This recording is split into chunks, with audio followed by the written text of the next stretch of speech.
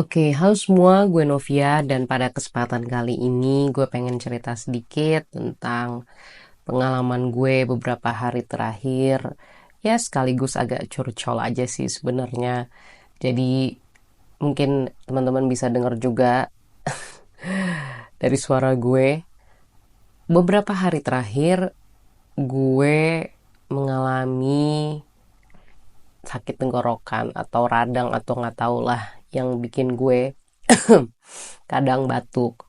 Dan bahkan di video terakhir sebelum ini diunggah pun ada beberapa kali gue batuk dan itu cukup mengganggu saat gue rekaman karena beneran gatel banget, nggak bohong. Jadi hari ini tuh kurang lebih hari ketiga setelah gue merasakan radang yang cukup menyebalkan, tapi gue bisa bilang hari ini udah jauh lebih mendingan. Kayak gue bisa ngobrol tanpa terlalu takut batuk gue lebih parah.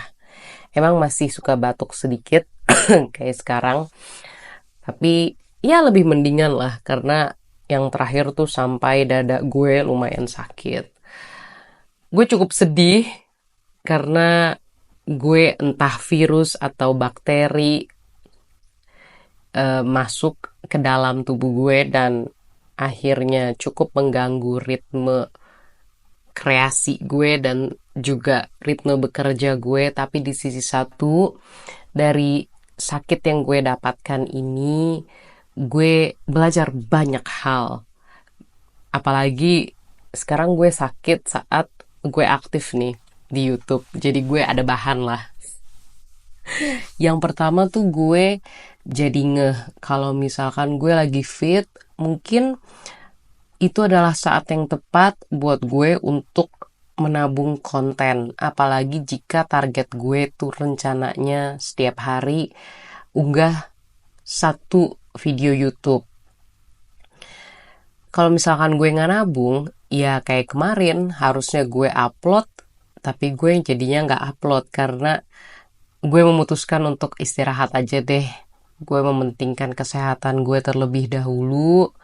Jadi meskipun gue kecewa pada diri sendiri karena gue berkomitmen untuk mencoba unggah satu hari satu video, tapi kesehatan lebih penting tentu saja. Dan ya gue jadi mikir, ya udah deh habis ini kita coba ya buat nabung konten.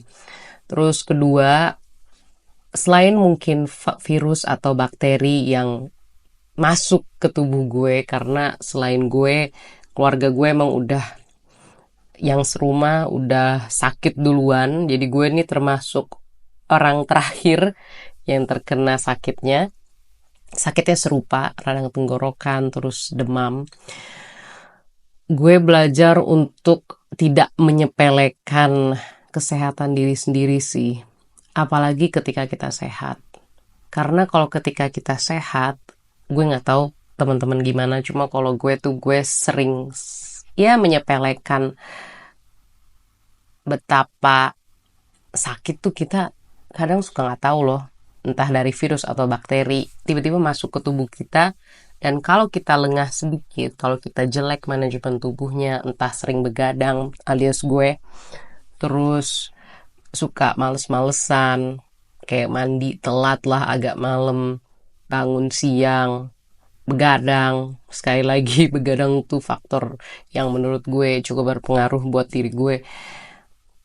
Ya kebiasaan buruk seperti itu secara nggak langsung akan menumpuk dan membuat imun tubuh kita menjadi lemah dan tubuh kita jadinya tidak bisa melawan dengan begitu keras ketika akhirnya virus atau bakteri itu masuk. Jadi ya gue bed rest deh. Ya nggak full sih, nggak sepenuhnya bed rest yang seharian banget. Tapi ya kayak enak lah 3 hari terakhir gue banyak tidurnya. Sebenarnya nggak apa-apa banyak tidur karena ya emang tubuh gue berarti butuh istirahat. Cuma ternyata, aduh 3 hari aja ternyata membosankan ya. Gue nggak sabar untuk keluar, entah untuk main tenis atau untuk nongkrong bareng temen-temen, naik kereta lagi, ngobrol dan sebagainya macamnya, gue kangen banget. Dan dari situ ya gue belajar untuk lebih baik untuk memanajemen diri sendiri, dari manajemen kesehatan dan juga manajemen waktu. Terus yang ketiga selanjutnya, ketika sakit ya gue berusaha untuk menikmati aja sih rasa sakitnya. Bukan berarti gue pasrah, tentu saja gue berusaha sebisa mungkin untuk bisa sembuh dan sehat sepenuhnya. Tapi dengan sakit seperti ini, gue jadi lebih sadar pada diri sendiri. Kalau misalkan kayak sakit, untungnya gue makan tetap banyak. Justru kalau gue sakit, gue hampir pasti akan gemukan karena gue makannya justru nonstop. Gue tidak mengurang-ngurangi, dan kayaknya abis sakit pun gue juga nggak bakal ngurang-ngurangi lagi, nggak bakal diet. Jadi gue makan mengisi badan gue dengan nutrisi secukupnya. Terus minum juga banyak. Jadi untuk asupan gue alhamdulillah lancar-lancar aja sih. Jadi lidah gue nggak pahit. Terus habis itu gue juga ya udah menikmati aja waktu di rumah. Meskipun ada beberapa janjian sama temen harus dijadwalkan ulang atau dibatalkan, tapi ya udahlah, itu kan konsekuensi dari segala perilaku gue juga ya, dan nasib gue juga, gue sakit. Jadi gue ya nikmati aja lah, mumpung gue juga bisa kan kerja dari rumah. Jadi sebenarnya masih cukup menguntungkan lah posisi gue. Bukan menguntungkan, maksudnya masih cukup enak lah. Jadi gue nggak perlu rempong untuk banyak izin dan sebagainya macamnya, karena gue bisa tetap mengatur waktu untuk bekerja. Cuma di sisi satu ya gue jadi lebih menghargai waktu bosan dan waktu di rumah aja sih. Karena ya kan gue sakit batuk ya, dan tenggorokan juga. Dan gue pribadi sih nggak mau langsung keluar rumah cepet-cepet ya. Karena gue kan juga naik transportasi umum, dan di transportasi umum entah gue takut yang menularkan atau gue makin buruk karena gue belum bener-bener 100% fit. Tapi jadinya dengan di rumah gue jadi belajar untuk bisa lebih berusaha untuk memanajemen waktu gue dengan baik sekali lagi.